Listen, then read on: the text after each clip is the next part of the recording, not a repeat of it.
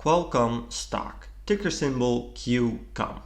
Is this the best dividend growth stock to buy right now? This stock is up almost 14% year to date, while the overall market is up 13%. And Qualcomm has got some momentum lately because of AI, resulting in a 17% return most recently. From a dividend point of view, things look pretty interesting, with dividend yield sitting at 2.69% and also 19 years of dividend increases. On the 3rd of May, Qualcomm presented their quarterly results where they missed on EPS but beat on revenue by a small margin. For the upcoming earnings, all analysts expect another miss. So does this mean that Qualcomm stock is a buy at current prices? Well, I'm very excited to see what you guys think about this stock, so please let me know your thoughts in the comments. My name is Thomas and this is Thomas Invest. I'm an investor looking for great stocks at great prices. So, what does Qualcomm do? Qualcomm develops and licenses wireless technology and design chips for smartphones. The firm is a leader in 5G network technology as well. When we dive in the most recent earnings results, we see that revenue was reported at 9.2 billion, down 17% year over year, which is of course something that worries me a bit. Net income was reported at 1.7 billion, down 42% year over year, which is also a big concern for me.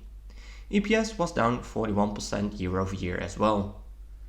In here we see the guidance and actual results, but also the outlook for the upcoming quarter. It was expected that revenue will be in a range of 8.8 to 9.5 billion, so it was reported at the high side of this range, which is a good thing. And it's the same with the EPS numbers.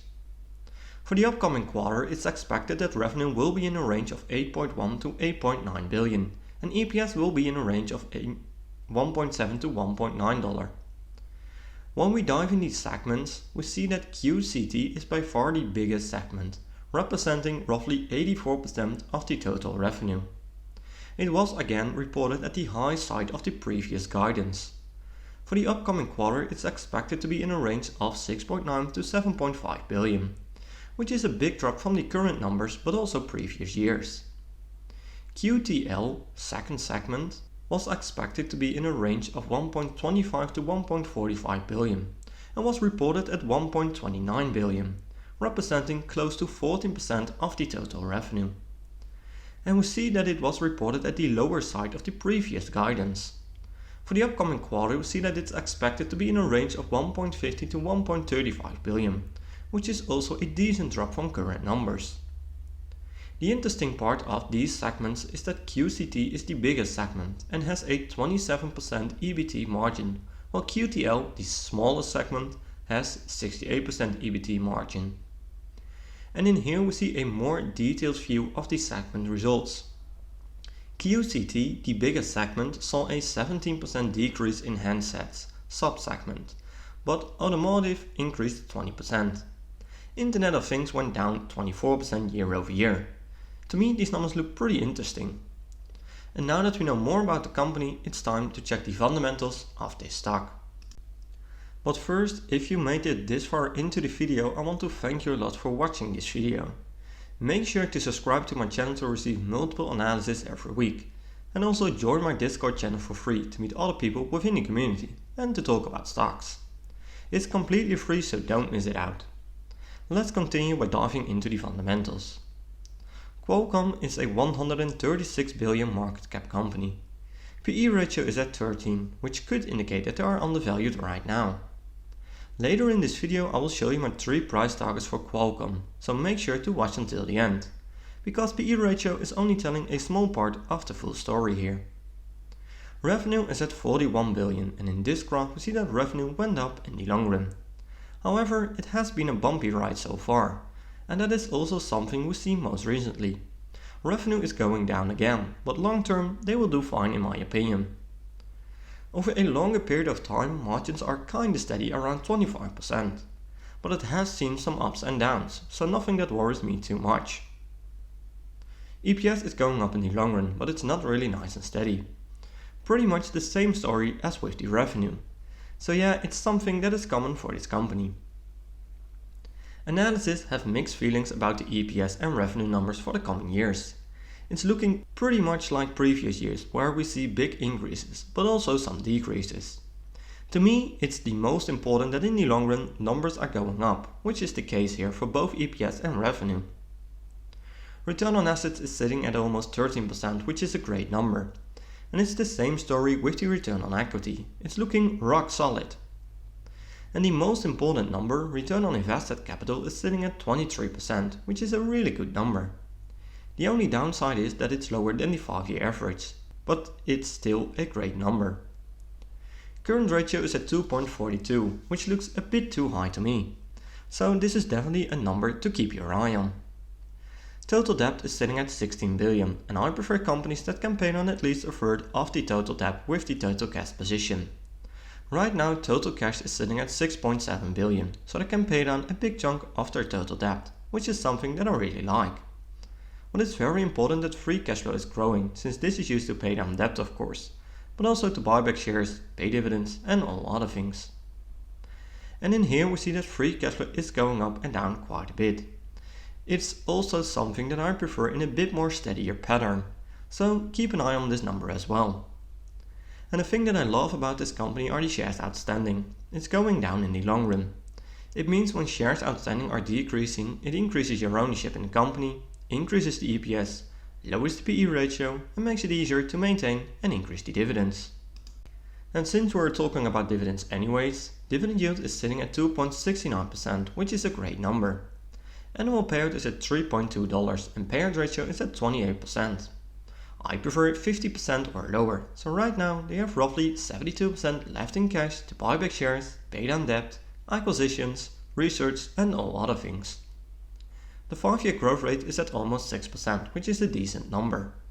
On top of that, they grew the dividends for 19 years in a row, which is also pretty impressive. Payout ratio is a very important metric with dividends. It tells you if the dividends are safe.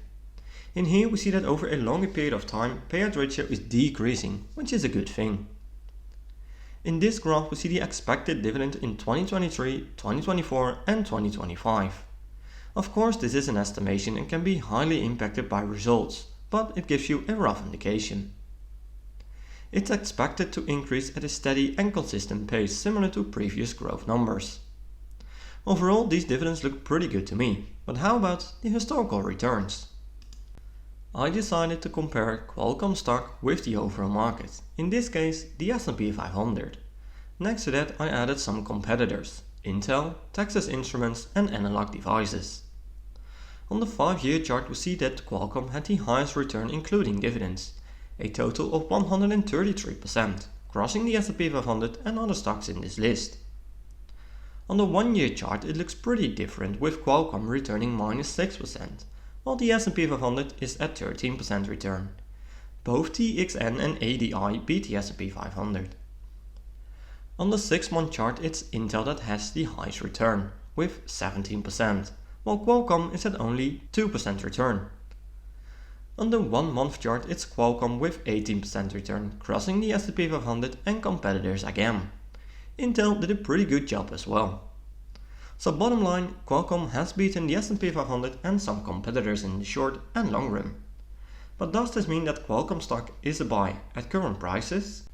Well, let's check the 3 price targets that I created using the Everything Money software, which is one of the best tools out there.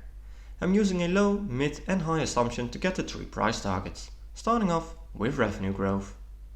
For the revenue growth I'm filling in 2%, 4% and 6%. Since I think they will increase the revenue at the same numbers versus the historical averages. Next to that, it's also based on the analysis expectations and the current outlook. For the profit margin I'm filling in 24, 26 and 28%. For the free cash flow margin I'm putting in 19, 21 and 23. For the PE ratio and the price of free cash flow I'm filling in 13, 14 and 15. It's a big company with great fundamentals and there is still some growth left.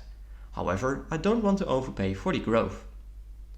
My desired annual return is 12.5%, since I can get an easy 10% average annual return with owning an ETF. Right now, Qualcomm stock is at $122. I hit analyze, and we see only a few green numbers. We have a low price target of $73 to $92, which is a big drop from the current stock price. We have a mid-price target of $96 to $119, and we have a high price target of $126 to $153. To me, the high price target is the most justified here, indicating that Qualcomm is undervalued. I think this company will come back very strong in the coming quarters and years, and return to historical growth numbers in terms of revenue and all the other metrics as well. My final conclusion on this company is that I really like the business. It has great fundamentals, and over a longer period of time they are growing pretty decent. The only downside is that most fundamentals go up and down quite a lot, but this does give you some interesting buying opportunities when people are bearish on the company. From a dividend point of view, things look pretty solid. They got a solid track record and pay a decent dividend yield. From a value point of view, things look pretty interesting as well, with the high price indicating that they are undervalued. For now, I'm adding more shares every now and then. When it was down quite a lot recently, I bought some new shares to lower my cost average, and right now I'm feeling really confident about the future. Whenever the price drops, I think I will buy some more shares. In the meantime, I will keep collecting the dividends. But remember to always do your own research and never fully trust on what I or other YouTubers say about a stock. I'm not a financial advisor, and this content is just for entertaining purposes only. I hope you liked this video and I did bring some insights of the company to you. I'd really appreciate a thumbs up, and make sure to subscribe to get notified when I'm posting a new video. Thanks for watching, and I'll see you in my next video.